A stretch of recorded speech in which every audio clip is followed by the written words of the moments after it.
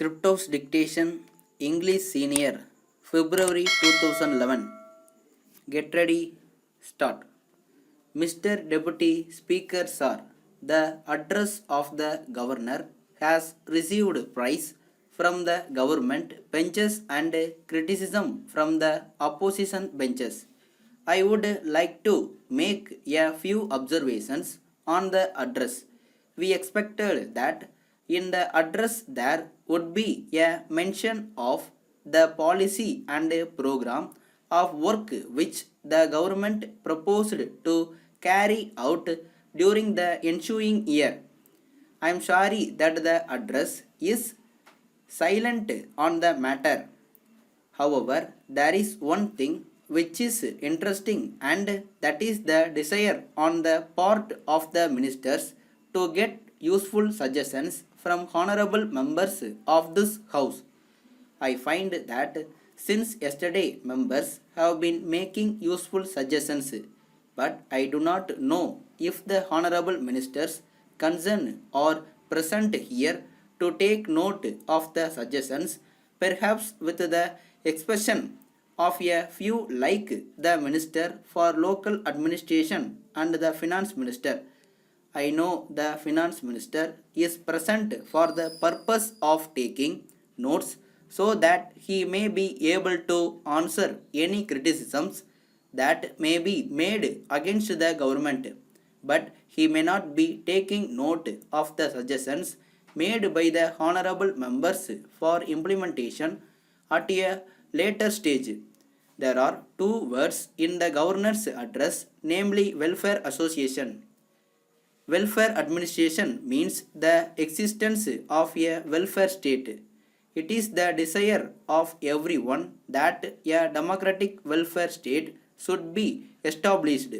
It means that there will be peace and plenty, that there will be no unemployment, that illiteracy will be eradicated, that the government will take care of the old and the infirm, and that the amenities which are now enjoyed by only a few rich people will be made available even to the common man.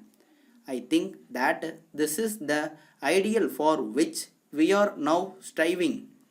The question now arises as to what steps the government have taken to establish a welfare state.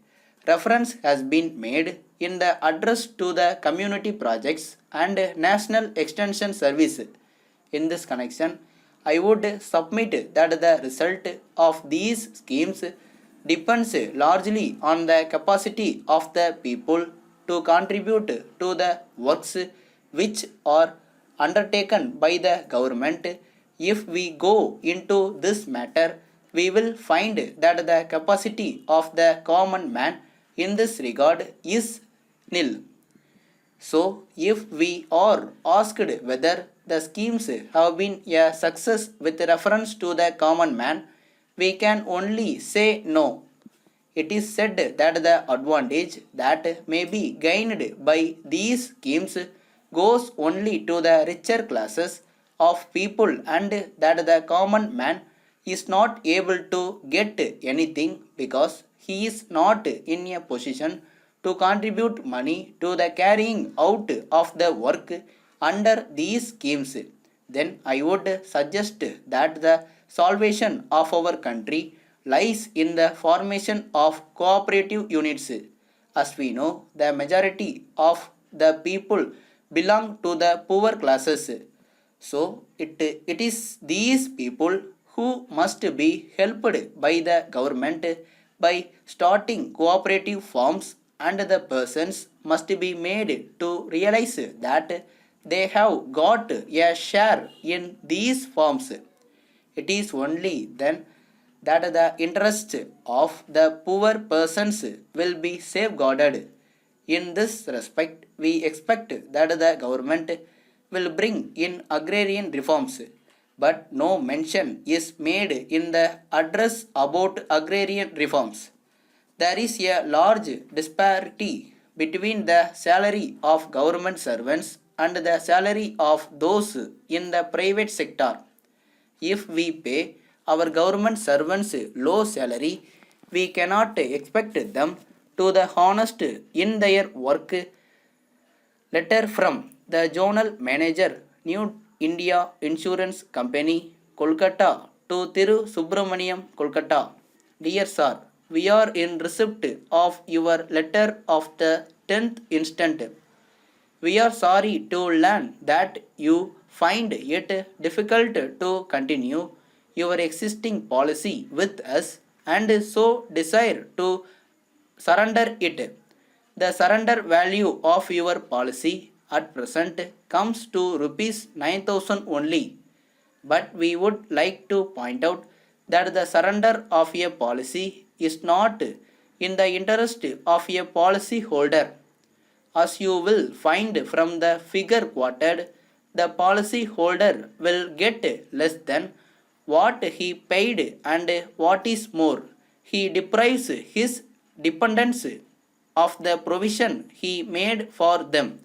Of course, he may think of buying another policy when his difficulties are over, but apart from the increased rate of premium that it would involve, it cannot be known whether he will then be found medically fit. That is why we try to discourage it. We think that your difficulties are merely of a temporary nature. You are entitled to a loan of 80% of the surrender value. So, we suggest that you may keep the policy in force, taking advantage of a loan from the company. If you decide upon the course that we have suggested above, you may complete the enclosed loan application form and send it along with your policy to us. Yours faithfully.